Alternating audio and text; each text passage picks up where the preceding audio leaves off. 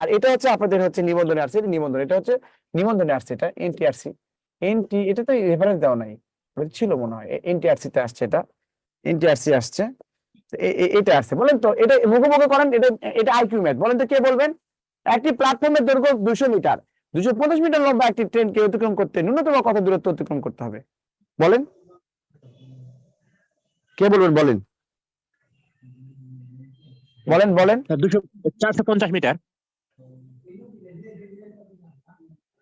450 metre ট্রেনের দৈর্ঘ্য এবং নিচের দৈর্ঘ্য, প্ল্যাটফর্মের দৈর্ঘ্য অতিক্রম করতে হবে স্যার। হ্যাঁ, ট্রেন যদি 200 মিটার প্ল্যাটফর্মে অতিক্রম করে, ট্রেনের দৈর্ঘ্য কত? দেখেন এই যে ট্রেনের দৈর্ঘ্য, দেখেন এই ট্রেনের দৈর্ঘ্য, তাই না? ভালো করে বুঝেন, দেখেন 250, আচ্ছা কথা দেখলেই ট্রেনের দৈর্ঘ্য এবং আর এটা যদি প্ল্যাটফর্মের দৈর্ঘ্য হয়, তাহলে এটা কখন ক্রস করবে?